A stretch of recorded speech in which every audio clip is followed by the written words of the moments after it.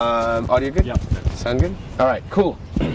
So, when you first started this race 11 days ago, Yeah. did you expect that you were going to beat Christoph Strasser? No, I had no expectations there. I did know that I would put in my own personal best. I just had no idea what that would be. And I tell you, that first day, those first 2 days actually, I think were some of the hardest. I mean, you're so far away from the finish. It's just incredibly difficult to see that even, coming to fruition. And then having the desert being so hot.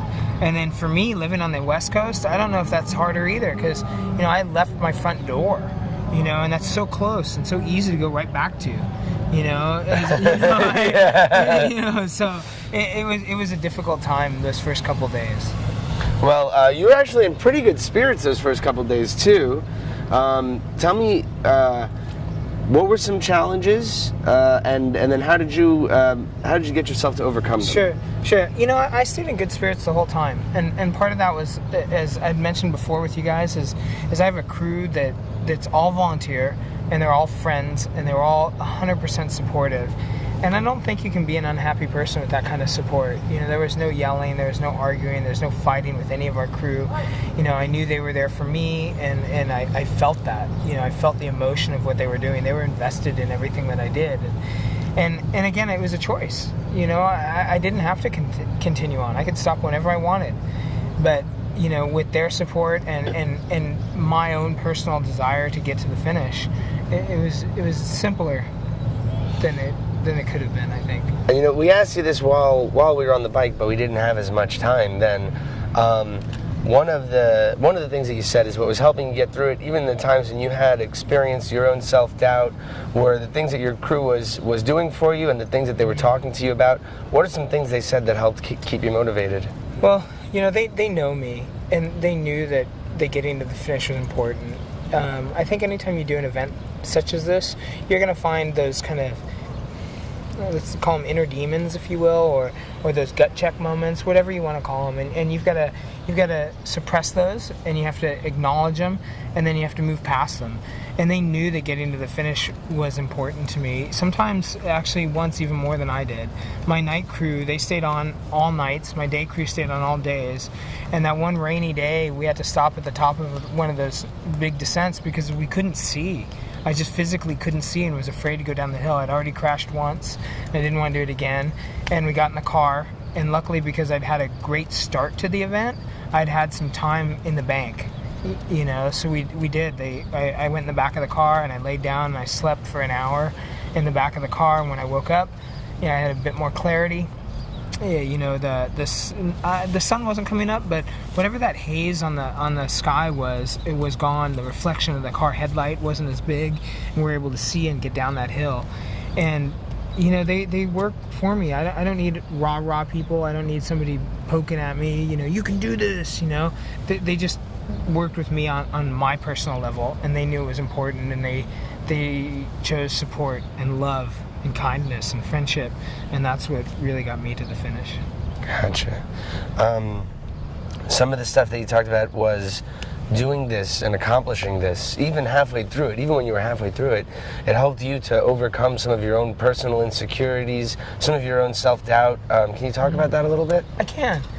So I'm 44 years old now, and the first maybe 40 years of my life, I lived a lot for others. I lived in like this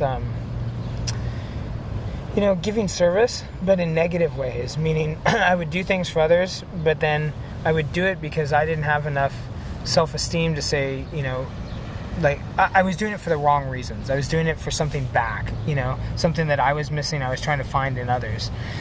I had a pretty difficult period with depression a few years back, and after getting through that, I realized that I myself have a great deal of value, and it shows just with the people that we've connected with across this race. I have friends who came out and visited along the way, things like that. I would never have thought that people would do something like that for me because I didn't have that value in myself. Seeing that value and seeing how what I do is now starting to reach out to others and seeing how they can grow positively from it, it's taught me a little bit more about having self-esteem and valuing myself and having self-worth And now that I have that stuff, now, I mean, it sounds funny because, it should just be inherent, but for me it wasn't. I don't make decisions based on how other people perceive me. I make decisions based on what's best for me. And if I make those decisions that are best for me, then I can be the best for them, and then we can grow together. It sounds like this is something that you've worked into, or maybe been influenced by the STARS philosophy that you have, and maybe where you can come from a point where when a kid's going through a difficult time in his life, or when a kid's suffering from depression, or obviously some of the youths that you work with, they might not always be in a great place. I mean, teenagers and kids, and life hits you hard, especially at those ages and stuff. And so, what are some ways that you were able to kind of come out of that dark place for yourself? Once I stopped isolating, then I was able to make it through. First you have to put it out there. You have to open yourself up to friends, and then you have to trust that they're doing it for their right reasons too, and that they really just care about you. And for me, because I wanted to keep that outer shell, that picture of what people saw in a good place, I didn't let anybody inside.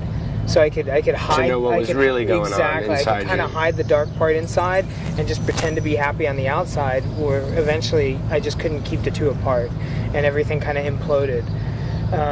Once I stopped isolating, I started opening myself up to new prospects, to new people, to new things, finding better quality people in my life. Then everything started growing from there. I mean, just the depth of conversations, the types of conversations that we've had, the acknowledgement of what I'm doing based on somebody's that I trust, that when you see you have a bunch of quality people in your life, then they add quality to yourself. That's something you brought up before about having quality people in your life. What is it that you look for in a person to be, whether it's a friend or a companion, or what is it that you look for, and what are maybe some toxic things that you try and avoid? So I try to not go back into my own personal cycles with people. So I try to work on what's best for me in that relationship. I want to make sure that relationship's a give-give relationship. There's not just taking. And then I look for one of the things that I failed with for years, which is honesty. You can overcome anything if you have honesty, and without that, you're just always going to struggle. And that was one of the big things I struggled with, because I wanted to represent a picture as opposed to what I really was. And that's something I think that a lot of people can relate to. And when it comes to honesty, though, would you agree or disagree? And because I'm not a philosopher about this kind of thing, but does that start with lying to yourself and learning how to be honest with yourself? I believe so. I think so, because again, I painted a picture for myself, and if others saw that picture the same way I wanted it painted, then that was beautiful painting, right?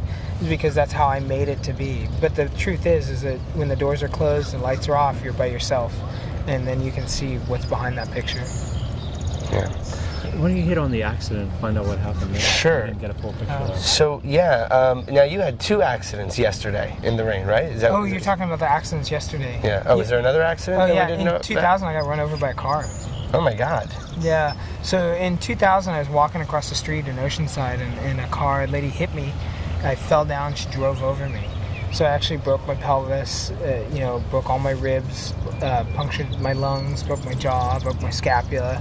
Yeah, I was pretty out of it. I was in the hospital for, I think, 3 weeks, 4 weeks almost. It took me a while.